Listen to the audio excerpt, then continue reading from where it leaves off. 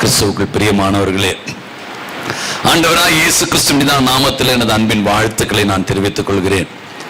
மீண்டுமாய் இந்த ஓய்வு நாள் மாலை பொழுதிலே உங்களோடு இணைந்து தேவனை ஆராதிப்பதற்கு தேவன் அடியனுக்கு கொடுத்த ஒரு பெரிய தருணத்திற்காய் என் தேவனுக்கு நான் நன்றி செலுத்த நான் கடமைப்பட்டவனாயிருக்கிறேன். தேவனுடைய வருகையின் காலங்கள் கடைசி காலங்கள். விசுவாசத்தை குறைத்து விடாமல் உங்களுடைய வாழ்வை நகர்த்துங்கள். வாழ்க்கையில எந்த நிலைகளிலும் உங்களுடைய வாழ்வு தள்ளப்பட்டாலும் உங்களுடைய நம்பிக்கையை மட்டும் இழந்து விடாதீர்கள். இஸ்ரவேல் ஜனங்களுடைய வாழ்க்கையிலே கோலியாத்தை பார்த்த உடனே ஒரு விதமான நடுக்கம், பயம் அவர்களுக்குள் வந்தது. அதுதான் 1 சாமுவேல் 17வது அதிகாரம் 11வது வசனத்தை நீங்கள் வாசித்து பார்ப்பீர்கள் என்று சொன்னால், அந்த இடத்திலே அவர் அழகாய் சொல்லுகிற காரியத்தை நாம் பார்க்க முடிகிறது. சவுல் இஸ்ரவேல் அனைவரும் அந்த பெலிஸ்தருடைய வார்த்தை கேட்ட பொழுது மிகவும் கலங்கி பயந்து காணப்பட்டார்களாம். இஸ்ரவேல் ஜனங்கள் இந்த சத்தத்தை கேட்ட உடனே அவர்களுக்குள் ஒரு பயம் அவர்களுக்குள் ஆளுகை செய்ய ஆரம்பித்தது. எனக்கு அருமையான தேவனுடைய பிள்ளைகளை, தேவன் என்னை அழைத்திருக்கிறார் என்கிற ஒரு சிந்தனையை மறந்து, தேவன் என்னை நடத்துகிறார் என்கிற ஒரு நம்பிக்கையை இழந்து, அவர்கள் தங்களுடைய வாழ்வை நகர்த்துகிறபடியினால் அந்த கோலியாத்துடைய சத்தத்தை பார்த்த உடனே அவர்களுக்குள் ஒரு நடுக்கம் வர ஆரம்பித்தது, ஒரு பயம் வர ஆரம்பித்தது. நம்முடைய வாழ்க்கையில கூட நீங்க ஆண்டவரோடு நடக்கிறவர்களா இருப்பீர்கள் என்று சொன்னால் பயம் என்பது உங்களுக்கு வராது. எந்த சூழ்நிலைகளிலே உங்களுடைய வாழ்வு நகர்த்தப்பட்டாலும் தள்ளப்பட்டாலும் தேவன் என்னோடு இருக்கிறார் என்கிற நம்பிக்கையோடு உங்களுடைய வாழ்வை நீங்கள் நகர்த்துவதற்கு அது ஏற்றதாய் இருக்கும்.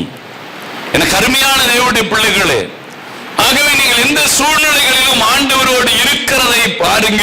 நம்பிக்கையை விட்டு விடாதீர்கள். ஒரு நம்பிக்கை, ஆண்டவரோடு உங்களோடு இருக்கிறார் என்கிற ஒரு நம்பிக்கையை நீங்கள் மறந்து விட்டு உங்களுடைய வாழ்வை நீங்கள் நகர்த்தாதீர்கள். எந்த நிலைகளிலும் உங்களுடைய வாழ்வு காணப்பட்டாலும், எவ்வளவு பாடுகள் நிறைந்த வாழ்வாக உங்களுடைய வாழ்வு காணப்பட்டாலும், ஆண்டவர் உங்களோடு இருக்கிறார். எல்லா நிலைகளிலும் உங்களை விட்டு விலகாமல், உங்களை கைவிடாமல் உங்களோடு இருக்கிறார் என்பதை நீங்கள் விசுவாசித்து உங்களுடைய வாழ்வை நகர்த்துங்க. நிச்சயமாய் ஆண்டவர் உங்களை ஒருபொழுதும் கைவிட மாட்டார். மறந்துவிட வேண்டாம். அப்போஸ்தலர் 24வது அதிகாரத்தை எடுத்துக் கொள்ளலாம். அப்போஸ்தலர் 24வது அதிகாரத்திலே 15-16 வசனங்களை வாசிக்கும் பொழுது சொல்கிறார், நீதிமான்களுக்கு அநீதிமான்களும் ஆகிய மரித்தோர் உயிர்த்தெழுந்திருப்பது உண்டென்று இவர்கள் தேவனிடத்தில் நம்பிக்கை கொண்டிருக்கிறது போல நானும் நம்பிக்கை கொண்டிருக்கிறேன். அதனால் நான் தேவனுக்கும் மனுஷனுக்கும் முன்பாக எப்பொழுதும் குற்றமற்ற மனசாட்சி உடையவனாய் பிரயாசப்படுகிறேன். நம்பிக்கை இருப்பது பெரியதல்ல, தேவனுக்கு முன்பாகவும் மனிதர்களுக்கு முன்பாகவும் நீ குற்றமற்றவனாய் இருக்கிறாயா, அதுதான் வேண்டும். நம்பிக்கை இருக்கிறது. இஸ்ரவேல் ஜனங்களுக்கு நம்பிக்கை இல்லை, சவுலுக்கு நம்பிக்கை இல்லை. ஆனால் பிரதர், நான் நம்புகிறேன் பிரதர், பாஸ்டர் நான் நம்புகிறேன், ஆண்டவர் எனக்காக இதை செய்தார், அது நடந்தது, இது நடந்தது, நிறைய காரியங்கள் நம்ம சொல்லி காண்பித்து விட்டு எனக்கு ஆண்டவர் மீது நம்பிக்கை இருக்கிறது என்று சொல்லி நம்முடைய வாழ்வை நாம் நகர்த்தி கொண்டிருக்கலாம். ஆனால் வாழ்க்கையுடைய பயணம் வெற்றி உள்ளதா இருக்கிறதா என்று சொன்னால் இல்லை. காரணம் என்ன என்று சொன்னால், நாம் மற்றவர்கள் உலகத்திற்கு முன்பாக ஆண்டவருக்கு முன்பாக நம்முடைய வாழ்வு எப்படி இருக்கிறது என்று சொல்லி சீர்தூக்கி பார்க்க வேண்டும். நம்பிக்கை எல்லாருக்கும் இருக்கிறது. பாவம் செய்கிற மனிதனுக்கும் நம்பிக்கை இருக்கிறது. தேவன் மீது விசுவாசம் வைத்திருக்கிறவனுக்கும் நம்பிக்கை இருக்கிறது. நம்பிக்கை அரசியல்வாதிக்கும் நம்பிக்கை இருக்கிறது. தோற்று போனவனை கேட்டால் அடுத்த எலெக்ஷன் நான் ஜெயிச்சிருவேன் அப்படின்னு சொல்லுவான். நம்பிக்கை எல்லாருக்கும் இருக்கிறாங்க, அந்த நம்பிக்கை இல்லை. உன் வாழ்க்கை ஆண்டவருக்கு முன்பாகவும் இந்த உலகத்துக்கு முன்பாக உன்னுடைய வாழ்க்கை எந்த நிலையில் இருக்கிறது என்பதுதான் அவசியம். உன் வாழ்க்கை எந்த நிலையிலே காணப்படுகிறது என்பதை நீ கவனிக்க வேண்டியது அவசியம் என்பதை நீங்கள் மறந்துவிட வேண்டாம். குற்றமற்றவனாய் இருக்கிறனா அல்லது குற்றமற்றவனாய் இருக்கிறனா, அந்த உலகத்துடைய பார்வையிலும் தேவனுடைய பார்வையிலும் நான் எப்படி இருக்கிறேன் சீர்தூக்கி பாருங்க. அதேதான் அப்போஸ்தலனாகிய பவுல் கொலேசியருக்கு எழுதும்போது சொல்கிறார். கொலேசியர் 1வது அதிகாரம் 6வது வசனத்தில் சொல்கிறார், அந்த நம்பிக்கையை குறித்து நீங்கள்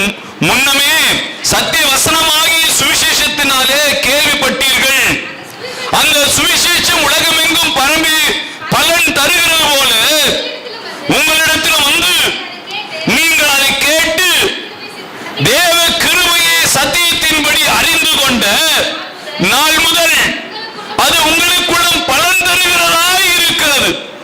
நீ கேட்டு அந்த நம்பிக்கையை ஏற்றுக்கொண்டது சரிதான். நீ நம்பிக்கையை ஏற்றுக்கொண்டிருக்கிறார், பலன் கொடுத்ததா?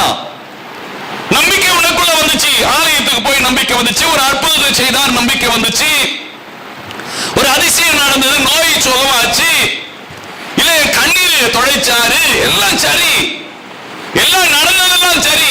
ஆனால் ஒரு காரியத்தை நடந்தால் அது பலன் கொடுத்ததா அந்த நம்பிக்கை? அந்த நம்பிக்கை உனக்கு எவ்வளவு பலன் கொடுத்திருக்கிறது? நம்மை நாமே ஆராய்ந்து பார்க்கணும். இன்னைக்கு கர்த்தருடைய பந்தி இல்லையா? இந்த கர்த்தருடைய பந்தியின் மூலமா எவ்வளவு நான் பலன் பெற்றிருக்கிறேன். ஒவ்வொரு மாதம் கர்த்தருடைய பந்தியிலே நான் கலந்து கொள்கிறோம். ஒவ்வொரு மாதமும், மாதம் மட்டுமல்ல, மாதத்துடைய முதல் நாளிலும் கர்த்தருடைய பந்தியிலே நான் கலந்து கொள்கிறேன். ஆதி அப்போஸ்தலர் காலங்களிலே வாரங்கள் தோறும் அப்பம் விட்டு சாப்பிட்டார்கள், நாள்தோறும் அப்பம் விட்டு சாப்பிட்டார்கள். ஒவ்வொரு நாளும் தேவனை நினைவு கூர்ந்து பார்த்தார்கள். அது ரொம்ப வேல்யூபிள் ஆனது. கர்த்தருடைய பந்தி என்பது நீங்கள் எல்லாம் எப்படி பார்க்கிறீங்கன்னு தெரியல. அது ரொம்ப ரொம்ப வேல்யூபிள் ஆன ஒரு நாள், ஒரு பெரிய ஒரு பண்டிகை, அது கொண்டாடப்பட வேண்டிய ஒரு காரியம். தேவன் எனக்காக ரத்தம் சிந்தினார் அப்படின்றத நினைத்து பார்க்கிற ஒரு நாள். நாமெல்லாம் குட் ஃப்ரைடேக்கு தான் நினைப்போம். கருப்பு துணியை போட்டு, சில சபையில கருப்பு துணியை சிலுவையை போட்டு மறைச்சிட்டு இல்லையா, என்னென்ன செய்ய முடியும் இப்படி எல்லாம் நாம நினைக்கிறோம், பார்க்கிறோம். ஆனால் வேதம் சொல்லுகிறது ஒவ்வொரு வாரமும் ஒவ்வொரு நாளும் நீ நினைவு கூர்ந்து பார்க்க வேண்டும். அவர் பிக்கப்பட்டது எனக்காக, அவர் ரத்தம் சிந்தியது எனக்காக என்பதை ஒவ்வொரு நாளும் நீ நினைவு கூர்ந்து பார்க்கிற ஒரு நாள் இது. குட் ஃப்ரைடே எப்படி நீங்கள் கொண்டாடுகிறீர்களோ அதை காட்டிலும் இந்த கர்த்தருடைய பந்திக்குரிய நாளை நீ கொண்டாட வேண்டியது அவசியமாய் இருக்கிறது. நீ கொண்டாடப்பட வேண்டிய ஒரு நாள் இது. அப்படி நாம் கொண்டாடுகிறோமா என்று சொன்னால் இல்லை. நமக்கு கர்த்தருடைய பந்தி என்பது கொண்டாடப்படுகிற காரியமாய் நமக்கு அது தெரியல, அப்படி காணப்படல. அது ஒரு சில சபைகளிலே, ஒரு சில மனிதருடைய வாழ்க்கையில, ஒரு சில குடும்பங்களிலே மட்டும்தான் அந்த நாளை அனுசரிக்கிறார்கள். கர்த்தருடைய பந்தி என்று சொல்லி அவர்கள் எவ்வளவுக்கு எவ்வளவு உபவாசம் இருந்து தேவ சமூகத்தில் நின்று அந்த பந்தியிலே கலந்து கொள்ள விரும்புகிறார், அவ்வளவுக்கு அவ்வளவு தேவனுடைய பிரசன்னத்திற்குள்ளாக தன்னுடைய வாழ்வை நகர்த்துவார். ஆனா நாம் அப்படி நகர்த்துகிறோமா? இல்லை. நம்முடைய வாழ்வு அப்படி நகர்த்தப்படுவதாய் எனக்கு தெரியவில்லை. அதுதான் கலாத்தியருக்கு எழுதும்போது பவுல் அழகை சொல்கிறார். கலாத்தியர் 3வது அதிகாரம் 27வது வசனத்தில் அவர் சொல்கிறார், ஏனெனில் உங்களில் கிறிஸ்துவுக்குள்ளாக ஞானஸ்நானம் பெற்றவர்கள் எத்தனை பேர்களோ அத்தனை பேர்களும் கிறிஸ்துவை தரித்திருக்கிற. அப்போ அந்த அப்பத்தை பிட்டு நீ சாப்பிடும் பொழுது, அந்த அவர் ரத்தத்தை பானம் பண்ணும் பொழுது உனக்குள் கிறிஸ்து வாழுகிறார். கிறிஸ்துவை தரித்துக் கொள்ளுகிற கர்த்தர் உன்னோடு நடக்கிறார். செல்லுகிற இடமெல்லாம் அவருடைய பிரசன்னம் முன்னோடு வருகிறது. அப்போ இன்னைக்கு ஆண்டவருடைய பிரசன்னத்தை நான் இழந்திருப்பேன், ஆனால் அந்த பிரசன்னத்தை நான் மீண்டுமாய் பெற்றுக் கொள்ளுகிறேன். ஆண்டவர் எனக்குள் வாழ்வதற்கான ஒரு ஆலயமாய் என்னை நான் மாற்றி வடிவமைத்துக் கொள்ளுகிறேன். என்னை அர்ப்பணிக்கிறேன், என்னை ஒப்பு கொடுக்கிறேன். அதை நினைவு கூர்ந்து நான் பார்க்கிறேன். நினைவு கூர்ந்து பார்த்து அந்த ரத்தம் எனக்காக சிந்தப்பட்டது, அந்த காயங்கள், அந்த தழும்புகளால் நான் சுகமாவதற்காக. அவர் சரீரம் பிக்கப்பட்டது என் வாழ்வு மாறுவதற்காக. அது ஒரு கொண்டாடப்பட வேண்டிய விஷயம்.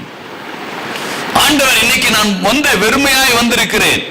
2 பரிவாரங்களோடு நான் திரும்பி போறேன். யாக்கோபு வருகிறான், 2 பரிவாரங்களோடு அவன் திரும்பி போகிறான். அப்படி ஆலயத்துக்குள்ள நம்ம வெறுமையாய் வருகிற நாம 2 பரிவாரங்களோடு நான் போகணும். சும்மா போகக்கூடாது, கையை தட்டிட்டு போகக்கூடாது.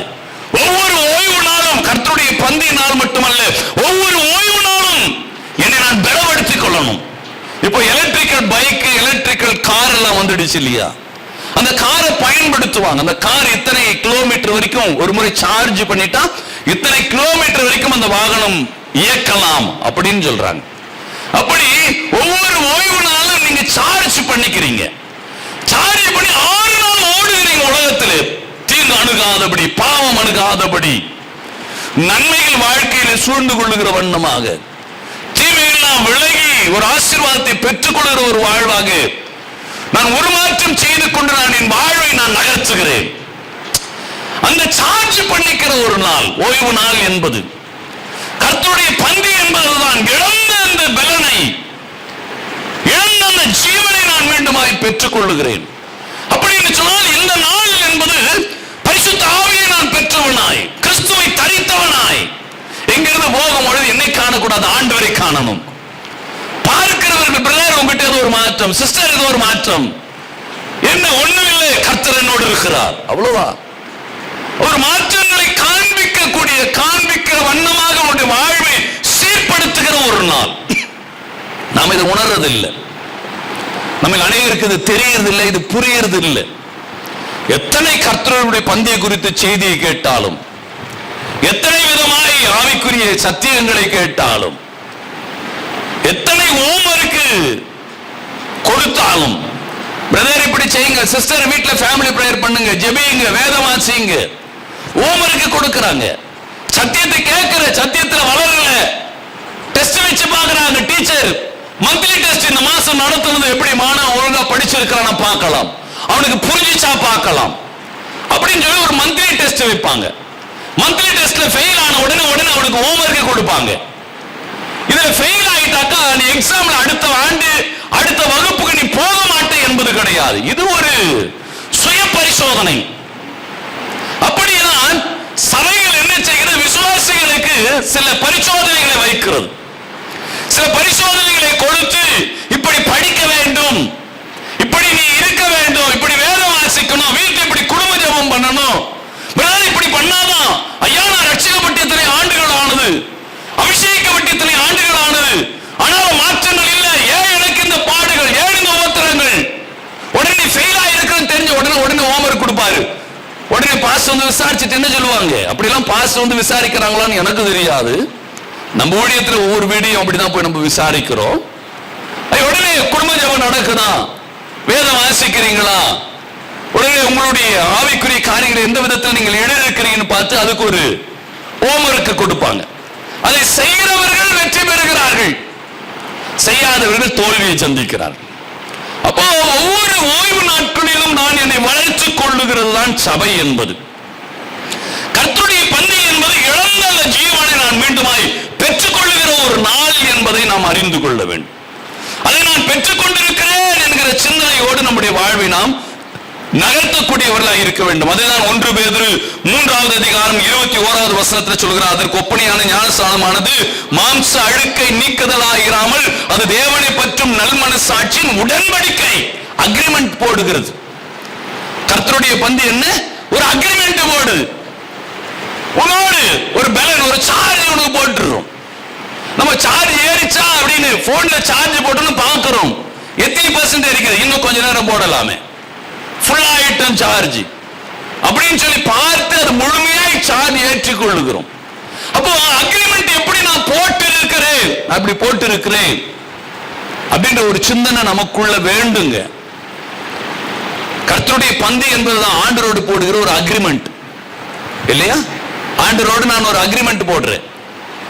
இதன் மூலமாய் அப்பா இந்த சரீரத்தில் நீ வாழுகிறதற்கு, என்னை மறைத்து நீ வெளிப்படுகிறதற்கு நான் தகுதியுள்ள பாத்திரமான என்னை மாற்றிக்கொள்ளும்படியா என்னை நான் ஒப்பு கொடுக்கிறேன். நீ வாருமையா, என் உள்ளத்திலே தங்குமையா என்று சொல்லி ஆண்டவரை வருந்தி அழைத்து ஆண்டவர் தங்குகிற ஆலயங்களாய் நம்மை நாம் மாற்றிக்கொள்ளுகிறோம் இல்லையா? சத்தியத்தின் மூலமாக நம்ம என்ன நாம் உருமாற்றம் செய்து கொள்ளுகிறேன். ஆண்டவர் வாசம் செய்யணும். நான் இழந்திருக்கிற இந்த காரியத்தில், இந்த காரியத்தின் நிமித்தமாக ஆண்டவர் என்னை விட்டு விலகி இருக்கிறார். நான் மீண்டுமாய் அந்த தேவனை என உன் உள்ளத்திற்குள்ளாக நான் அழைத்து வருகிறேன் அப்படின்னு சொல்லி ஆண்டவரோடு ஒரு அக்ரிமெண்ட் போடுறது. நம்ம அக்ரிமெண்ட் போட்டிருக்கிறோன்ற ஒரு சிந்தனை நமக்கு கிடையாது. அக்ரிமெண்ட் போட்டுட்டு நாம சும்மா இருப்போம். என்ன செய்வோம், ஒரு வீடு வாங்குறேன்னு அக்ரிமெண்ட் போடுறோம், அவர் குறிப்பிட்ட காலங்கள் கொடுப்பாங்க, அதுக்குள்ள நம்ம வாங்கல அப்படின்னு உடனே என்ன செய்வாங்க, அந்த அக்ரிமெண்ட் கேன்சல் ஆயிடுது. நம்ம அநேகருடைய வாழ்க்கையில் அப்படி ஆண்டவரோட அக்ரிமெண்ட் போடுறோம். ஆண்டவரே அப்படின்னு ஆலயத்தில் அமர்ந்து அப்படி அழுது கிழுது ஒப்பாரி வச்சு ஆண்டவருடைய பிரசன்னத்தை கேட்டு வாங்கி, விடுதலையை கேட்டு வாங்கி, அற்புத அடையாளங்களை பார்த்துட்டு அப்புறமேட்டு என்ன செய்வோம் தெரியுமா, வெளியே போனாக்கா அதே பாவம், அதே சுயத்துல, அதே மாம்சீகத்துல நம்முடைய வாழ்வை நகர்த்துவோம். அப்ப என்ன நடக்கும்? அக்ரிமெண்ட் கேன்சல் ஆயிடுது. நான் ஒரு பில்டிங் வாங்கலாம் அப்படின்னு சொல்லி ஒரு அக்ரிமெண்ட் போட்டேன், அந்த கால நிலைகளை கொடுத்தாங்க, முடியல, கேன்சல் ஆயிடுச்சு. கட்டண பணம் வீணா போயிடுச்சு. அப்போ கேட்ட சத்தியம் வீணா போயிடுச்சு, ஜெபிச்சது வீணா போச்சு, ஆண்டவருடைய அபிஷேகிச்சு என்ன நிரப்புறார வீணா போச்சு. அப்போ தேவனோடு செய்கிற அந்த உடன்படிக்கை இது என்பதை உணர்ந்து நான் செயல்படணும். அதை இழந்து விடாமல் என்னை நான் காத்துக் கொள்ளணும். இழந்து விடாமல் நான் என்னை பாதுகாத்துக் கொண்டு என் வாழ்வை நான் நகர்த்த வேண்டும் என்பதை நீங்கள் மறந்துவிட வேண்டாம். என கருமையான தேவனுடைய பிள்ளைகளை, யோவான் 1வது அதிகாரத்தை எடுத்துக் கொள்ளுங்க. அதுல 26வது வசனத்தை வாசிக்கும் போது யோவான் அவர்களுக்கு பிரதியுத்தரமாக, நான் ஜலத்தினால் உங்களுக்கு ஞானஸ்நானம் கொடுக்கிறேன், நீங்கள் அறியாதிருக்கிற ஒருவர் உங்கள் நடுவிலே அவர் நிற்கிறார். யோவான் சொல்கிறார், நீ அறியாதிருக்கிற ஒரு நடுவிலே உலாவிக் கொண்டிருக்கிறார். அறியாதிருக்கிறவர் என்னோடு உலாவிக் கொண்டிருக்கிறார். நமக்கு தெரியல, அவர் என்னோடு இருக்கிறார், தெரியல. நான் கர்த்தருடைய பந்தி ஏதோ அபாத்திரமா எடுத்து விட்டு ஏதோ நானும் கலந்து கொண்டுங்க, கர்த்தருடைய பந்தி ஞானஸ்நானம் எடுத்தவன் எடுக்கணுமா அப்படின்னு வாங்கிடுறோம். ஆனா அவர் என்னோடு இருக்கிறார், அறியாது இருக்கிறேன். அறியாமலே நான் தவறு செய்ய ஆரம்பிக்கிறேன், அறியாமலே பழைய குணத்திலே வாழுறேன், அறியாமலே நான் செய்கிற தப்புன்ற உணர்வு இல்லாம நான் என் பயணத்தை நகர்த்துகிறேன். எப்படி தேவன் நம்மோடு வருவார்? தரித்திருக்கிறேன் சொல்றோம், கிறிஸ்துவை நீ ஜெபிச்சா ஜெபம் கேட்கப்படுதா? இல்ல. உனக்கு உன் வாழ்க்கையில மாற்றங்கள் வந்துச்சா? இல்ல. ரட்சிக்கப்பட்டு இத்தனை ஆண்டுகள் ஆனது, இத்தனை காலங்கள் ஆனது, மாற்றங்கள் உண்டானதா? இல்லை. நான் கிறிஸ்துவை தரித்திருக்கிறேன் சொல்றேன், நான் கிறிஸ்தவன் என்று சொல்லுகிறோம். கிறிஸ்து எனக்குள்ள இருக்கிறான் சொல்ல, கிறிஸ்துவுக்குரிய அடையாளம் இல்ல. ஒரு விசுவாசிக்கிற ஒரு ஜெபத்துல நீங்க கிரியை காட்ட முடியுமா? ஒரு ஜெபிச்சு ஒரு பாவியை மனமாற்ற முடியுமா? ஒரு ஆத்மாவை ரட்சிக்க முடியுமா? ஒரு ஜுரத்தை நீக்க முடியுமா? ஒரு பேயை ஓட்ட முடியுமா? ஐயா, இதெல்லாம் பாஸ்டர் செய்கிறது அப்படி நாம சொல்ல, பாஸ்டர் செய்கிறது இல்ல.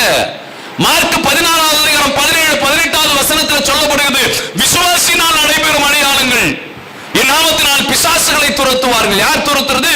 விசுவாசிக்கிறவன். ஆண்டவர் எனக்காக ரத்தம் சிந்தினார் என்று சொல்லி விசுவாசிக்கிற அடையாளங்க. என் நாமத்தினால் பிசாசுகளை துரத்துவார்கள், நாமான பாஷைகளை பேசுவார்கள், சர்ப்பங்களை எடுப்பார்கள், சாவுக்கு எதை குடித்தாலும் அது அவர்களை சேதப்படுத்தாது, வியாதிஸ்தர்கள் கைகளை வைப்பார்கள், சொஸ்தமாவார்கள். யார் செய்கிறது இதெல்லாம்? விசுவாசிக்கிற ஒவ்வொரு விசுவாசியும் செய்கிறது. பாஸ்டர், நானும் விசுவாசிக்கிற செய்யலையே. அப்போ கிறிஸ்துவை நீ இழந்திருக்கிற, தேவ பிரசன்னத்தை இழந்திருக்கிற, தேவன் உன்னோடு நடக்கல, தேவன் உன்னோடு வாழல. இதுதான் உண்மை, நான் சொல்லவில்லை, பரிசுத்த வேதம் சொல்லுகிறது. எனக்கு அருமையான தேவனுடைய பிள்ளைகளை, விசுவாசிக்குரிய நிலையை கூட நாம இழந்து நின்று கொண்டிருக்கிறோம். அவ்வளவு வருத்தப்பட வேண்டிய ஒரு காரியம் இல்ல, வருத்தப்பட வேண்டிய ஒரு காரியம். ஒவ்வொருவரும் தன்னை குறித்து, மற்றவனை குறித்து, அவங்க எப்படி, உங்களை முதல்ல பாருங்க. நம்ம இடத்துல நிறைய இருக்குது குறை, நிறைய தவறுகள் இருக்குது, உணருங்க. என்னைய இந்த அடையாளம் கூட என்னால காட்ட முடியல. ரட்சிக்கப்பட்டு இத்தனை ஆண்டுகள், சீனியர் விசுவாசி, அபிஷேகிக்கப்பட்டவ, அந்நிய பாஷை நான் பேசுறவன், ஒரு அடையாளத்தை, ஒரு துரும்ப கூட காட்ட முடியல. ஏன் அபிஷேகிக்கப்பட்டவோம்? நாங்க சீனியர், நாங்க ஜூனியர், நாங்க யாரு தெரியுமா? நான் நல்லா பாட்டு பாடுற மாதிரி, நான் ஜெபிக்கிறேன், நான் வேத வாசிக்கிறேன், ஒரு பயணமே இல்லை, அடையாளம் இல்லையே, இழந்து போயிருக்கிறையே, அடையாளங்களை இழந்தவனாய் வாழ்ந்து கொண்டிருக்கிறையே, ஒரு சிறிய அடையாளத்தை உன்னால காண்பிக்க முடியல என்பதை குறித்து நீ வெட்கப்பட வேண்டும். எனக்கு அருமையான தேவனுடைய பிள்ளைகளை, உங்களை நீங்களே சுய பரிசோதனை செய்து பாருங்க. எந்த நிலையிலே உங்களுடைய வாழ்க்கையினுடைய பயணம் நகர்த்தப்பட்டு கொண்டிருக்கிறது என்பதை கூர்ந்து கவனியுங்க. வெட்கப்பட வேண்டிய விஷயம். தேவன் தன்னோடு இருப்பதை மறந்த ஜனங்களாக தான் நம்முடைய வாழ்வை நாம் நகர்த்தி கொண்டிருக்கிறோம், மறந்து போயிருக்கிறோம். ஆண்டவர் நம்மோடு இருப்பது நமக்கு தெரியல, ஆண்டவர் நம்மோடு உலாவுகிறது நமக்கு தெரியல. அதுதான் அப்போஸ்தலனாகிய பவுல் கொரிந்தியருக்கு எழுதும்போது சொல்கிறார், 1 கொரிந்தியர் 11வது அதிகாரத்தில் 20லிருந்து 22வது வசனம் வரை வாசிக்கும் போது சொல்றார், நீங்கள் ஓரிடத்தில் கூடி வரும்பொழுது அவனவன் தன் தன் சொந்த போஜனத்தை முந்தி சாப்பிடுகிறான். ஒருவன் பசியாய் இருக்கிறான், ஒருவன்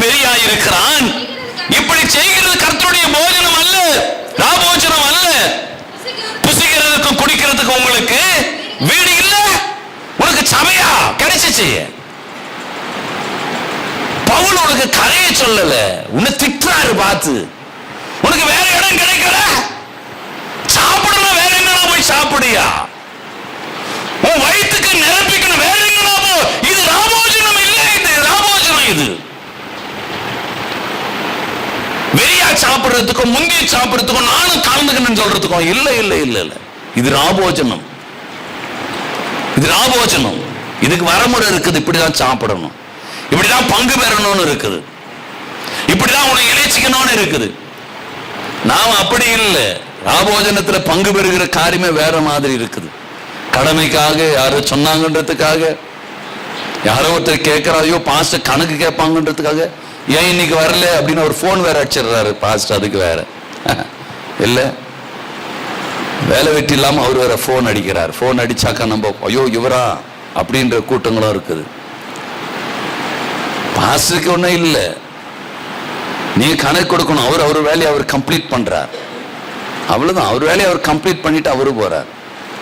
உன் வாழ்க்கையை கம்ப்ளீட் பண்ணு, நிறைவு செய். அறகுறையா வாழ்க்கையை முடிச்சிடாத, அறகுறையா வாழ்ந்துடாத. அறகுறையா உன் வாழ்வு முடிஞ்சிட போது வாழ்க்கை நிறைவா இருக்கட்டும், நிறைவுள்ளதா இருக்கட்டும், குறை இல்லாததா இருக்கட்டும். குறையோடு வாழ்க்கை முடிச்சா எல்லாரும் தான் சொல்லுவாங்க. உங்கள் வாழ்க்கையிலும் கடைபிடிங்க. அதுதான் நீங்கள் அவர் மீது வைத்திருக்கிற அன்பினுடைய வெளிப்பாடு, அவர்கள் நீங்கள் நேசித்ததனுடைய வெளிப்பாடு என்பது அதுதான். கருமையான தேவனுடைய பிள்ளைகளை அறிந்து கொள்ளுங்க. ஆவிக்குரிய பயணத்தை குறித்தான ஒரு சிந்தனை நமக்குள்ள இல்லை.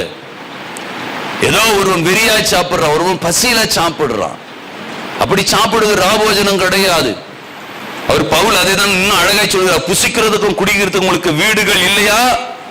தேவனுடைய சபை இப்படியா நீ அசட்டை பண்ணுவ? இப்படி அசட்டை பண்ணுவ? ஆவிக்குரிய காரியங்களை இப்படி அசட்டையாவா? கர்த்தருடைய பந்தி இவ்வளவு அசட்டையாவா? இவ்வளவு அசட்டையாவா? ஒரு பயம் இல்ல? கர்த்தருடைய பந்தினோட பயம் இல்ல? அசட்டையா? அசட்டை பண்ணிவிட கூடாது. அன்னைக்கு ஒரு நாளைக்கு விட்டு நீ செஞ்சுட்டு அசட்டை பண்ணிவிட கூடாது. உணரணும். ஒவ்வொரு காரியமும் அந்த உணர்வுள்ள ஒரு வாழ்வாய் நம்முடைய வாழ்வை இருக்க வேண்டும் என்பதை நீங்கள் அறிந்து கொள்ள வேண்டும். அதே அதிகாரத்தில் நீங்கள் 27வது வசனத்தை வாசித்து பாருங்க.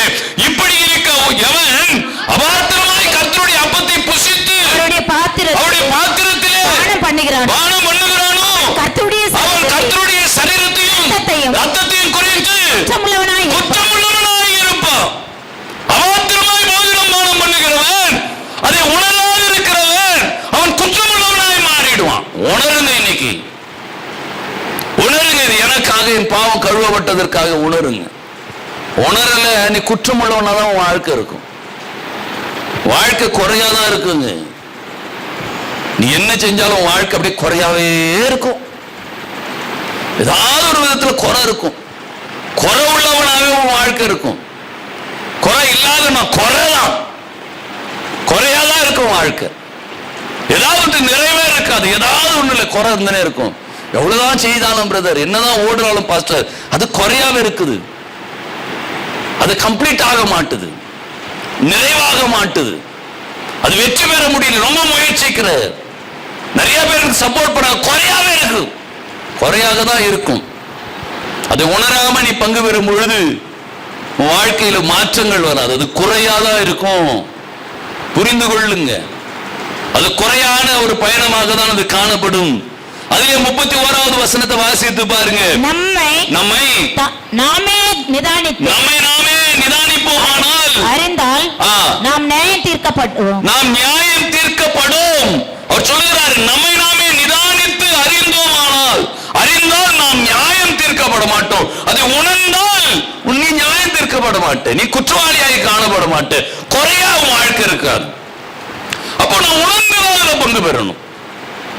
அப்ப என் பாவத்தெல்லாம் இன்னைக்கு உணரணும். ஐயா நான் இப்படி செஞ்சது ஆண்டவரே, ஆமா இது நான் உணர்த்துறேன், ஆமா ஆமா சாரி ஆண்டவரே சாரி அப்படின்னு உணர்ந்து நான் பங்கு பெறுகிறேன் பாருங்க.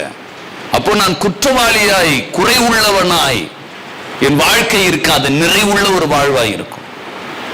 உணர்றது. அப்போ இந்த பந்தி என்பது என் குறைவுகள் எல்லாம் கிறிஸ்து இயேசுவுக்குள் மகிமையில நிறைவாக்குகிறது இல்லையா? குறையெல்லாம் போயிட்டு நிறைவுள்ள வாழ்வாய் மாறுகிறது. இப்போ எதிலெல்லாம் நான் தோல்வி கண்டு என்னுடைய வாழ்வை இருந்ததோ அவைகளெல்லாம் நிறைவுபடுத்துகிறது, பூர்ணப்படுத்துகிறது, தீமை நன்மையாய் மாறுகிறது, பாடுகள் உபத்திரவங்கள் எல்லாம் விலகி ஓடுகிறது. ஒரு பெரிய ஒரு ஆசீர்வாதம் இதில் காத்திருக்கிறது. நாம் உணர்வது இல்லை. அதுதான் ஒரு வருத்தத்துக்குரிய ஒரு காரியம், வருத்தத்துக்குரிய காரியமாய் இருக்கிறது.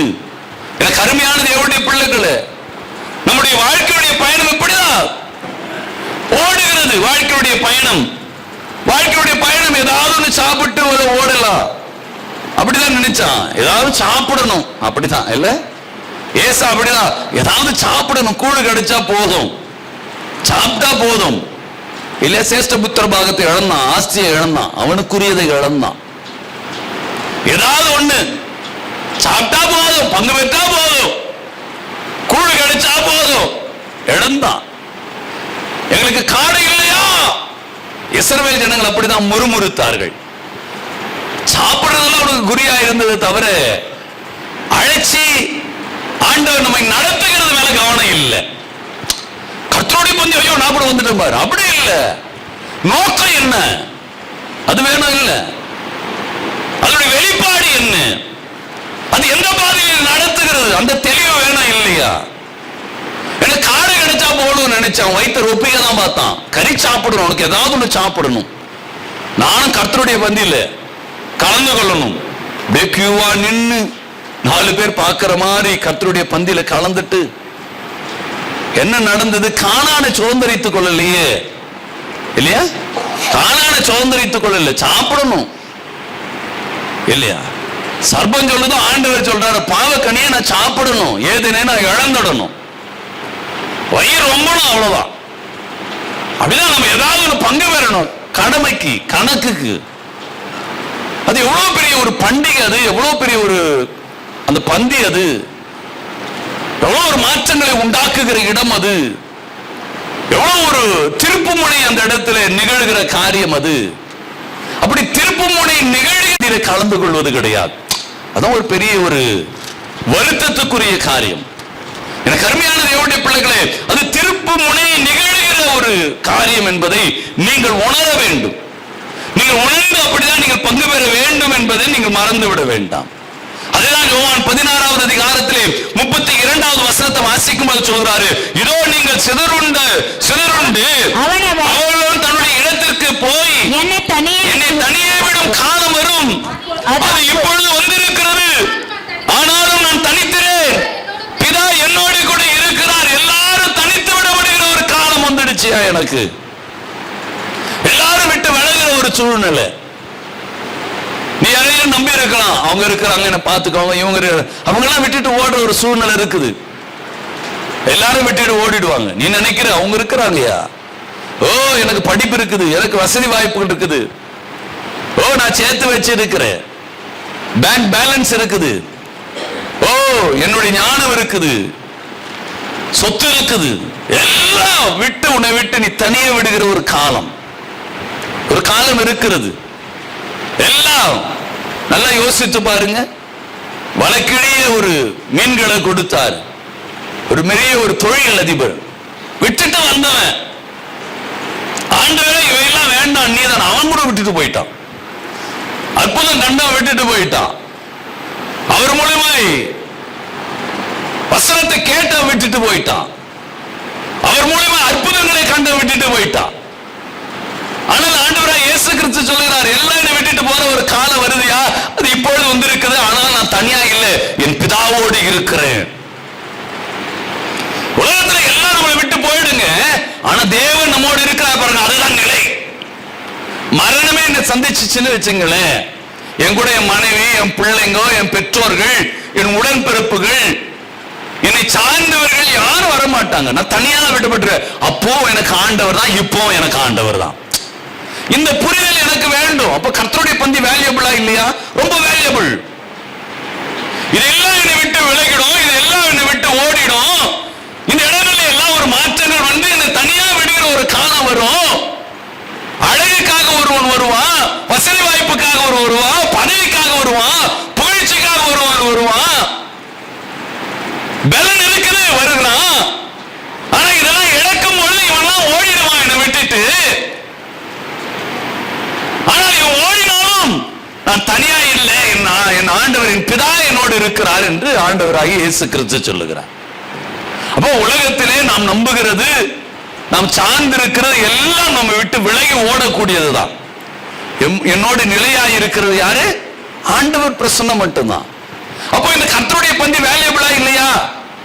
அவன் கிறிஸ்துவை தரித்துக் கொள்ளுகிறான். ஆண்டவர் அவனுக்குள்ள வந்துடுறாரு.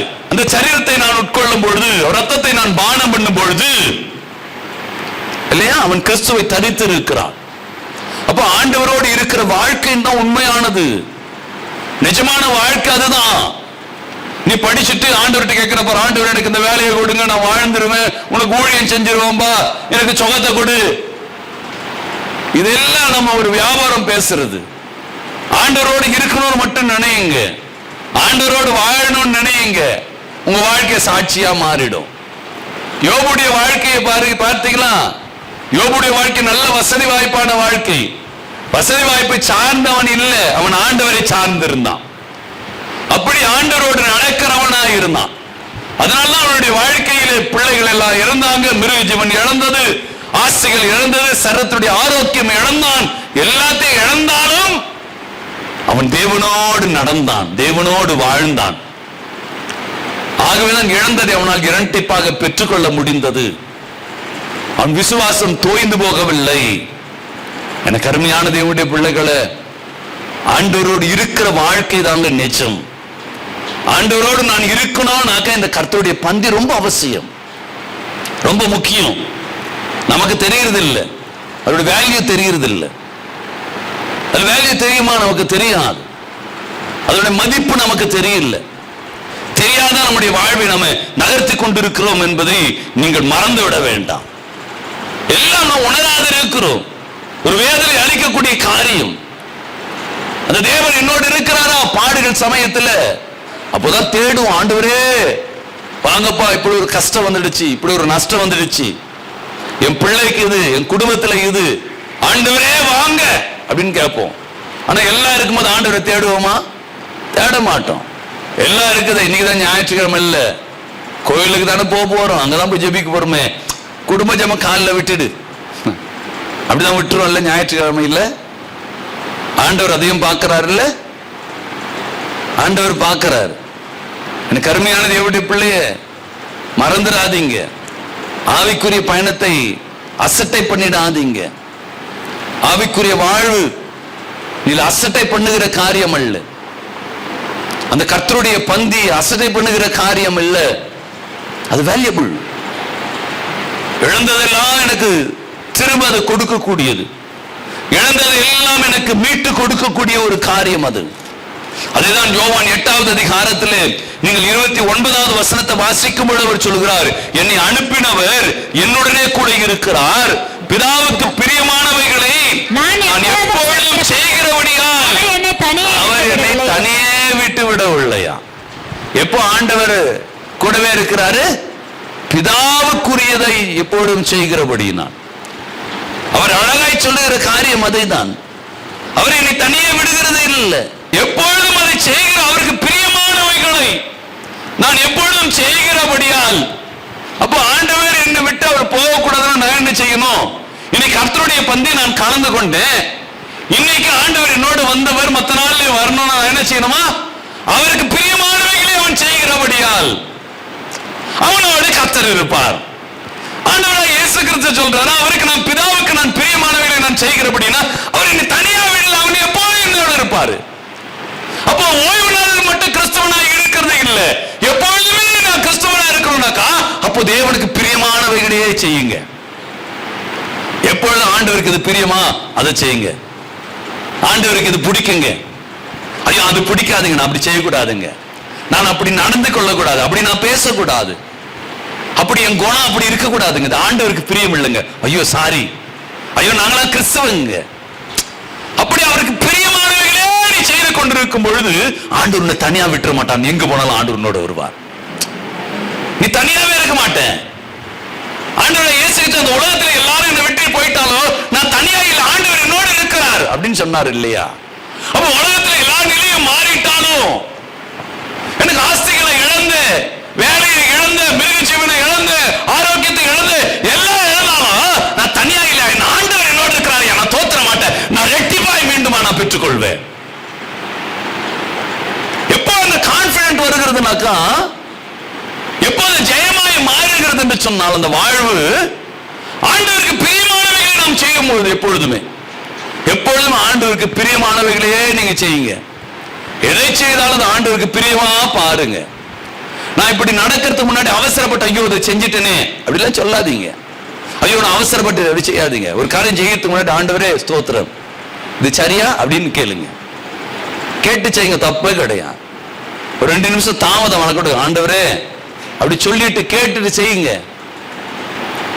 நிச்சயமா பதில் வரலையா செய்யுங்க. ஆண்டவர் அந்த நேரத்தில் அவருக்கு பிரியமெல்லாம் தடுத்துருவார், எப்படியாவது தடுத்துருவார். ஆண்டவர் எந்த ரூபத்திலேயாவது தடுத்துருவார். சாமுவேல் அப்படிதான் போய் ராஜாவை, இஸ்ரவேல் ஜனங்களுக்கு மத்தியில் ஒரு ராஜாவை அபிஷேகம் பண்ணணும்னு சொல்லிட்டு வேறொருவர் மீது அபிஷேக தைலத்தை ஊற்ற நினைக்கும் பொழுது ஆண்டவர் தடுத்துட்டார். தடுத்துருவார் தப்பு செய்யும் போது. எப்போ தடுப்பாரு? எல்லாருக்கும் தடுப்பாரா? இல்ல, அவருக்கு பிரியமானவைகளே செய்கிற மனிதனுடைய வாழ்க்கையில. அப்போ ஆண்டவர் எப்பொழுதுமே என்னோடு இருக்கணும் அப்படின்னு நீங்க நினைப்பீங்கன்னாக்கா, இந்த கர்த்தருடைய பந்தியின் மூலமாய் நீங்கள் கிறிஸ்துவை நீங்கள் தரித்துக் கொள்ளுகிறீர்கள். அந்த தேவனை என்னை விட்டு விலக கூடாது. ஓய்வு நாள்ல நான் கேட்ட சத்தியத்தின் மூலமாய் நான் ஆவின் அபிஷேகத்தை பெற்றிருக்கிறேன், அந்த பலனை நான் பெற்றிருக்கிறேன், அதை இழந்துவிடக் கூடாது அப்படின்னு நீங்க நினைப்பீர்கள். ஆனால் அவருக்கு பிரியமானவைகளே நீங்க செய்யுங்க. தேவனுக்கு என்ன பிரியமோ அதை செய்யுங்க. தேவனுக்கு பிரியமானவைகளே செய்யுங்க. பிரியமானவைகளை செய்கிறீங்களான்னு பாருங்க. கர்த்தருடைய பந்தியின் நாள்ல மட்டும்தான் அப்படி இருக்கிறோம், மற்ற நாள்ல அவரு நினைக்கிறதே இல்லை. அவருக்கு பிரியமானவைகளை நாம செய்தாதானே. பிரியமானவைகளை நீங்க செய்யுங்க. எப்பொழுதுமே அவருக்கு பிரியமானவைகளை நான் செய்யணும் என்ற எண்ணங்களோடு உங்களுடைய வாழ்வை நகர்த்துங்க.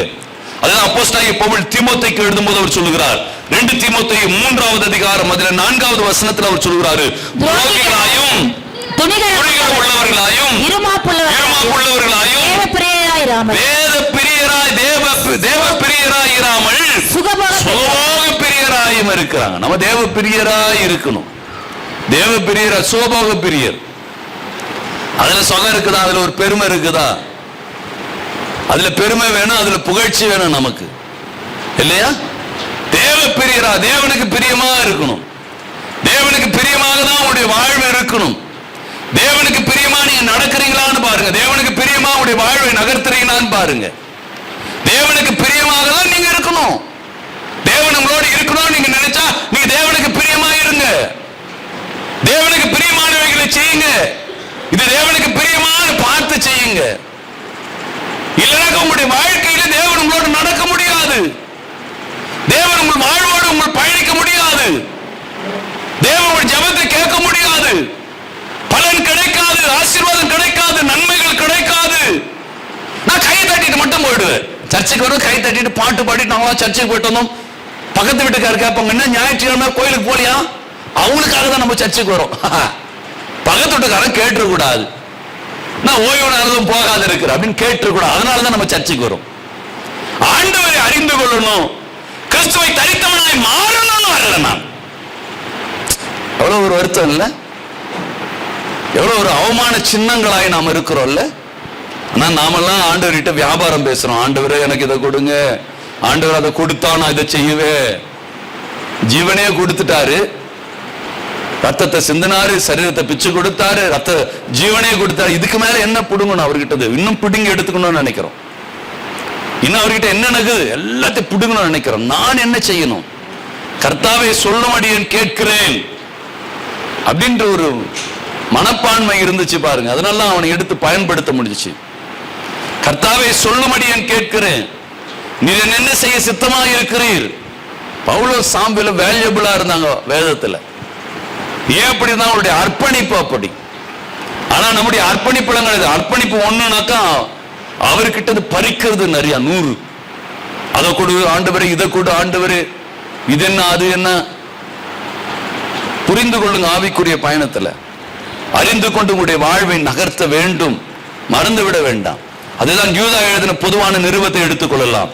யூதா எழுதின பொதுவான நிருபத்தில் 4வது வசனத்தை வாசிக்கும் சொல்ல, ஏனெனில் தமது தேவனுடைய கிருபையை காம விகாரத்துக்கேற்ப புரட்டி ஒன்றான ஆண்டவராகிய தேவனையும் நம்முடைய கர்த்தராகிய இயேசு கிறிஸ்துவை மறுதலிக்கிற பக்தியற்றவர்களாகிய சிலர், யாருங்க? தேவனுடைய கிருபையை காம விகாரத்துக்கு ஏற்றாற்படி புரட்டி, இல்ல தேவனுடைய கிருபையை பாவத்துக்கு ஏற்றாற்படி புரட்டிடும். கொடுத்தது எதற்கு? ஆசீர்வாதம் கொடுத்தது எதற்கு? சுகம் கொடுத்தது எதற்கு? ஜீவன் கொடுத்தது எதற்கு? வாழ்வு கொடுத்தது எதற்கு? அதெல்லாம் உலகத்துக்கு ஏற்ற மாதிரி புரட்டிட்டோம்.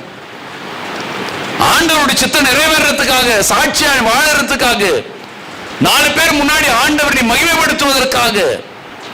இதற்கு தான் தேவன் இதெல்லாம் கொடுக்கிறார். நம்மளுக்கு சுகத்தை கொடுக்கிறாரு, ஆரோக்கியத்தை கொடுக்கிறாரு, ஜீவனை கொடுக்கிறாரு, பலனை கொடுக்கிறாரு, செத்து போக வேண்டிய வாழ்வுக்கு வாழ்வு கொடுத்தாரு, இதெல்லாம் கொடுத்தாரு. இதை காம விகாரத்துக்கு ஏற்றாற்படி புரட்டிடுறோம். இதையெல்லாம் நான் வாழறேன் பாரு, எனக்கு இதை கொடுத்துறாரு, நான் 4 பேர் முன்னாடி நான் என்ன ஹைலைட் பண்ணி காமிக்கணும், நான் உன்னை விட நான் ஒசந்தவன் காட்டணும் இல்ல, நான் யாருன்னு காட்டணும் இல்ல. அதற்குதான் இதெல்லாம் நம்ம ஆண்டவர் எடுத்து வாங்குறது. அதனாலதான் யூதா அழகாய் சொல்லுகிறார். யூதா எழுதின பொதுவான நிருபத்தை அவர் சொல்லுகிறாரு, தேவனுடைய கிருபையை என்ன சொல்ற, காம விகாரத்துக்கோடு அப்படிதான் மாத்திடுறோம். தேவன் கொடுத்தது ஒரு நோக்கத்தோடு, தேவன் நம்மை நடத்துகிறது ஒரு நோக்கத்தோடு, ஆனா நாம் அதை பயன்படுத்துகிற வேறு காரியத்துக்கு இல்ல. அதுல நம்ம அழகுபடுத்தி 4 பேர் முன்னாடி காட்டி, எங்கிட்ட இருந்த பக்கத்து வீட்டுக்காரனோட போட்டி போட்டு, நானும் இருக்கிறேன் பார், நானும் என் பிள்ளைக்கு வாங்கி கொடுக்கிறேன் பார், நாங்களும் கட்டுகிறோம் பார் அப்படின்னு போட்டி போட்டு, உலகத்தோடு போட்டி போட்டு, அந்த இடத்துல தேவன் ஆசீர்வாதமா இருக்க வேண்டிய வாழ்வு கீழே விழுந்து போகுது. வேதனை அளிக்கிற காரியம் இல்ல. எதுக்கு கொடுத்தாரு? எதுக்கு இது சிந்தப்பட்டது? எதுக்கு இது பிக்கப்பட்டது? அது உலகத்தோடு சராசரி மனுஷனை போல இன்னைக்கு ராபோஜ் என்ன வரல, அது ஸ்டைல் நமக்கு. அப்படிதான் காம விகாரத்துக்கு ஏதுவாக அதை புரட்டிடுறோம். அப்படிதான் நம்முடைய வாழ்க்கை பயணம் தள்ளப்படுகிறது. ஏன் கஷ்டம் வருதுன்னா இதுதான் கஷ்டம், ஏன் நஷ்டம் வருது இதான் வரும், அப்படிதான் வரும். ஆசீர்வாதம் கிடைக்காது, அப்படிதான் வேதம் அப்படிதான் சொல்லுது. அபாத்திரமாய் போஜனமானம் பண்ணுகிறவன் கர்த்தருடைய சரீரம் என்னது என்று அவன் நிதானித்து அறியாவிட்டால் அவனுக்கு ஆக்கினை தீர்ப்பு வருகிறது. சிலர் பலவீனர் ஆகுறாங்க. அதுல வேதத்தில் என்ன சொல்றான், சிலர் நித்திரையும் அடைந்து விடுகிறார்கள், செத்தம் போடுறானா, நோயை உண்டாயிடுதுங்க. அப்போ அது அது அது கொடுக்க வேண்டிய கணம் இருக்குது இல்லையா? நீ கணவனுக்கு கொடுக்க வேண்டிய கணத்தை கொடுக்கலாம், ஒண்ணு வைப்பாரு அவர். நீ மனைவி நேசிக்கிறத நீ நேசிக்கலன்னா அவ வைப்பா தூக்கி திருப்பி இல்ல. பெற்றோருக்கு கொடுக்க வேண்டிய கணத்தை அங்க கொடுக்கணும், ஆண்டவருக்கு கொடுக்க வேண்டியது அங்க கொடுக்கணும். கொடுக்கலன்னா அது நடக்குது. அப்போ கர்த்தருடைய பந்தியின் மூலமா இவ்வளவு நன்மைகள் இருக்கிறது. நான் அதை என்ன செய்யற, உலக காரியத்தோடு நான் புரட்டுகிறபடினால், இணைத்து விடுகிறபடினால், மாம்சீகமாய் செயல்படுத்த விடுகிறபடினால் என் வாழ்க்கை அழிக்கப்பட்டு விடுகிறது. எனக்கு அருமையான தேவனுடைய பிள்ளைகளை, 2 பேதுரு 2வது அதிகாரத்தை எடுத்துக்கொள்ளலாம். 2 பேதுரு 2வது அதிகாரம் அதுல 10வது வசனத்துல சொல்கிறார், விசேஷமாக அசுத்த இச்சையோடு மாம்சத்துக்கு ஏற்றபடி நடந்து கர்த்தத்துவத்தை அசட்டை பண்ணுகிறவர்களை அப்படி செய்தார். கர்த்தத்துவத்தை அசட்டை பண்ணிட்டோமா? மாம்சத்துக்கு ஏற்றபடி நடந்து, உலக பிரகாரமாய் நடந்து, அந்த வேல்யூபிளான கர்த்தருடைய பந்தியை அசட்டை பண்ணிடுறோம். இது ரொம்ப முக்கியமானது இல்ல. பந்தி ரொம்ப வேல்யூபிள். எவ்வளவு நடுக்க, எவ்வளவு பயபக்தியோட உள்ள வந்து உக்காந்து இருக்கணும். அப்பா இன்னைக்கு பார்வை வீரவை என்ன எல்லாத்தையும் மாத்திட்டு இன்னைக்கு உன் சமூகத்துல உக்காடுறப்பா, என்னை சுத்தமாக்கிடுப்பா, மீண்டுமா அந்த பிரசன்னம் வேணும், மீண்டுமா என்னோடு நடக்கணும், ஆதில் கொண்ட அன்பை நான் விட்டுட்டு இருக்கிறோம்ப்பா, அது எனக்கு வேணும் அப்பா அப்படின்னு சொல்லி அந்த எண்ணங்களோடு நாம உட்கார்றது இல்லை. நாம உட்கார்ற விதமே வேறு, நாம நடக்கிற விதம் வேறு. எனக்கு அருமையான தேவனுடைய பிள்ளைகளை, கொஞ்சமாவது ஞானம் நமக்கு வேணுங்க. சிந்திச்சு செயல்படுற அறிவு, 6வது அறிவை தேவன் நமக்கு கொடுத்து இருக்கிறார். நாம அப்படி சிந்திச்சு செயல்படுறதே கிடையாது. சிந்தித்து செயல்பட்டு நம்முடைய வாழ்வை நாம நகர்த்துவது இல்லை. சிந்திங்க, கொஞ்சமாவது சிந்திங்க, கொஞ்சமாவது யோசியுங்க. ஆவிக்குரிய பயணத்தை குறித்து ஒவ்வொரு மனிதனும் சிந்திக்க வேண்டும்.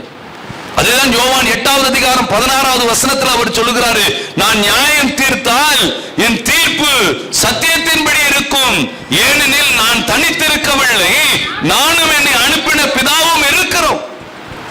தனியா இல்லாத தேவனோடு இருக்கிற மனிதனுடைய தீர்ப்பு எப்படி நியாயமா இருக்குமா, நீதியா இருக்குமா? தேவனோடு நடக்கிற மனிதனுடைய ஜெபம் எப்படி இருக்கும், வெற்றியா இருக்கும். ஆனா இத்தனை நாள் ஜெபிக்கிறோம், ஆனா நடக்கல, ஒரு துரும்ப அசையல, ஒரு விசுவாசிக்கிற அடையாளத்தோடு காமிக்க முடியல. அப்போ தேவனோடு நீ நடக்கல,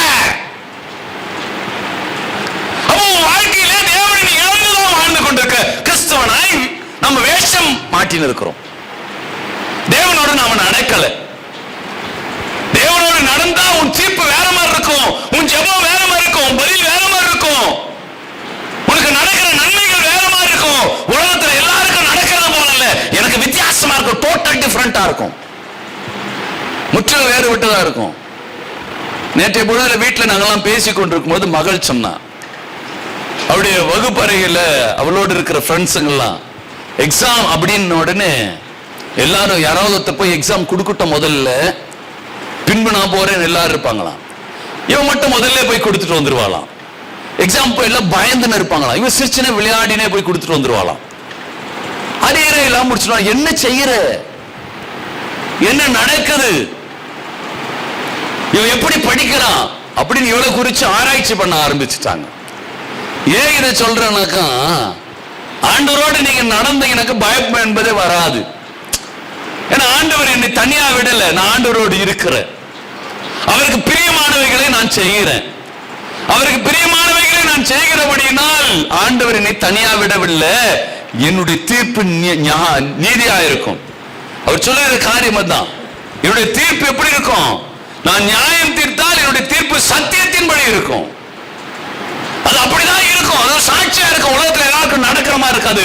நான் வித்தியாசமா அந்த இடத்துல காணப்படுவேன், நான் வித்தியாசமா இருப்பேன். சபையில இவ்வளவு கூட்டம் இருந்தா கூட தேவனுடைய பிள்ளை எந்த மூலையில இருந்தாலும் தேவனுடைய பிரசன்னம் அங்க இருக்கும். இல்ல ஆயக்காரன் பரிசேயனுடைய ஜெபத்தை போல, அவன் வெளியே ஆலயத்துக்குள்ள நுழையத்துக்கு பயந்து வெளியே நின்று ஆலயத்துக்குள்ள போக பயந்து தன் மார்பில் அடித்துக் கொண்டு நான் பாவி என்று சொல்லும் பொழுது அவன் அல்ல இவன் சொல்லி இவன் பக்கத்துல வந்து நின்றுட்டார். ஆலயத்துக்குள்ள இருக்கிற தேவன் வெளியே வந்துட்டார். அப்போ மைய பொருளாய் அவன் மாறிட்டான். அப்போ நம்ம நீங்களும் மைய பொருளாய் மாற முடியும். இங்க இருந்தாலும் அங்க இருந்தாலும், நீ எங்க இருந்தாலும் தேவனோடு இருந்தா போதும். நீ எங்க இருக்கிறன்றது அல்ல, யாரோடு இருக்கிறன்றதுதான். தேவனோடு இருப்பாயானால் உன்னிடத்திலே தேவனுடைய மகிமை சூழ்ந்த வாழ்வாய் இருக்கும். உன்னுடைய ஜபம் வேற மாதிரி இருக்கும், முயற்சிகளுடைய பலன் வேற மாதிரி இருக்கும், இல்லையா? எல்லாம் வேற மாதிரி இருக்கும். நாம எப்பவுமே இருக்கிறது போல கையை தட்டினா இந்த கை மோதிக்கு தானே தெரியல, சத்தமா வரல. ஆனா பாஸ்டர் பாக்குறாரு, கை தட்டல பா தட்டு அப்படின்னு சொல்லிட்டு கூடாதுன்னு. நான் ஏன் உன்ன சொல்ல போறேன், நீ தட்டனா உனக்கு ஆசீர்வாதம், நீ துதிச்சா உனக்கு ஆசீர்வாதம், துதிக்கலாம் எனக்கு ஆசீர்வாதம். ஓ இல்லையா? ஒரு வீட்டுக்கு நுழையும்போது அந்த வீட்டை ஆசீர்வதிங்கள், ஆசீர்வாதத்துக்கு பாத்திரவன் அங்க இருந்தா ஆசீர்வாதம் அங்க தங்கும். இல்லைன்னா நீ கூறின சமாதானம் திரும்பி வந்துட, எனக்கு வந்துடுயா. நான் கொடுக்கிற ஆசீர்வாதம் வேணும்னா வாங்கிக்கோ, இல்ல அது எனக்கு வந்துடும், என் குடும்பத்துக்கு வந்துடும். கையை கூட தட்டுறதுல துதினா கூட வாய்தான் ஆடுது, வெளியே சத்தமே வரல, வெளியே சத்தமே வரமாட்டுது.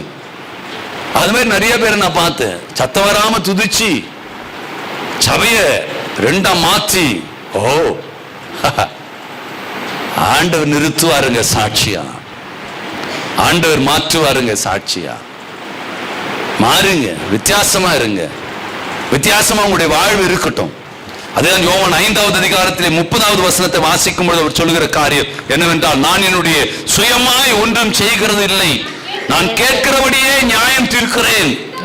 எனக்கு சித்தமானதை நான் தேடாமல் என்னை அனுப்பின பிதாவுடைய சித்தமானதையே நான் தேடுகிறபடியினால் என் தீர்ப்பு நீதியாயிருக்கும். சுயமா நான் பேசல, என் சுயமா என்னுடைய வாழ்வை நான் நகர்த்தல, அதுல தேவ சித்தம் இருக்குதான் பார்த்து நகர்த்துற. அதனாலதான் பதில் அப்படி இருக்குது. வாழுங்க, அப்படி வாழுங்க. கர்த்தர் உங்களோடு வருவார், உங்களை தனியா விடவே மாட்டார். எந்த நிலையிலும் நீங்க பிரகாசிப்பீங்க. எங்க போனாலும் ஒரு பிரகாசம் உள்ள ஒரு வாழ்வு. ஏன்னா நீ தான் தனியாக இல்லையே, பயப்பட தேவையில்லை. ஆண்டவர் என்னோடு இருக்கிறார், ஆண்டவரின் பட்சத்தில் இருக்கிறார். இதை காமிக்கணும் அடிக்கடி. நிறைய பேர் ஆண்டவர் உங்களோடு வராரு, நீ உலகத்தை காமிச்சு சூழ்நிலை காமிச்சு ஐயா முடியல ஐயா அப்பா. எத்தனை பேர் நீங்க தனி ஜெபத்தை செய்றீங்க? எல்லாரும் கை தூக்க முடியுமா? முடியாது. குடும்ப ஜெபம் ரெகுலரா நடக்குதா? சொல்ல முடியாது. இவ்வளவு வச்சு நாம என்ன பண்றோம்? அப்படி குதிக்கிறோம். No use. 10 பைசா பிரயோஜனம் இல்லை. ஒரு துரும்பி நீங்க அசைக்க முடியாது. வாழ்க்கையில ஒரு ஆசீர்வாதத்தை நீங்க பெற முடியாது. பால்யாங்கி வந்து ஜெபிச்சாலும் சரி, மோகன்சி அண்ணன் வந்து ஜெபிச்சாலும் சரி, நீ அங்க ஓடினாலும் சரி, ஒன்னும் நடக்காது. ஒண்ணுமே நடக்காது. எங்க போனாலும் ஒன்றும் நடக்காது. ஏன்னா பரத்திலிருந்து கொடுக்கப்படாவிட்டால் ஒருவனும் அதை பெற்றுக்கொள்ள முடியாது. அப்போ எங்க இருந்து வருது பதில்? அங்க இருந்து வருது. பதில் அங்க இருக்குது. இங்க யாரு தேடினாலும் சரி ஒண்ணும் இல்லை. இவங்களாம் ஒரு டீச்சர், அவ்வளவுதான். உங்களுக்கு டீச் பண்ண முடியும். டீச்சர் ஒன்னும் சம்பளத்தை கொடுக்க முடியாது, வேலையும் கொடுக்க முடியாது. பாஸ்டர் ஒன்னும் செய்ய முடியாது. அவன் பாஸ்டர் தான். ஐயோ பாஸ்டர் தொட்டு ஜெபிச்சாரோ, என்னையே தீர்க்கதரிசனமா சொல்லிட்டாரு சொன்னார்னா ஆண்டவர் வெளிப்படுத்தினார் சொன்னாரு. ஆண்டவர் வெளிப்படுத்த கூடாதுன்னு நினைச்சிட்டாருன்னா யார் சொல்ல முடியும்? வாழ்க்கைய ஒன்னும் சொல்ல முடியாது. ஒன்னும் சொல்ல முடியாது. அதான் சொல்ல, தேவன் என்னோடு இருக்கணும். என்னோடு இருக்கணும்னா நீ என்ன செய்யணும்? அவருக்கு பிரியமானது செய்யணும். அவருடைய சித்தத்தின்படி உண்டு வாழ்வை நகர்த்தணும். அப்பதான் அவர் உன்னோடு வருவார். இல்ல வருவார் ஆண்டவர் வரமாட்டார். நீ தனியா தான் இருப்ப. வாழ்க்கை எல்லாம் விடப்பட்டு வாழ்க்கை தனியா இருக்கும். ஒவ்வொன்றுத்துக்கும் ஒவ்வொருவர் நீ தேடணும்.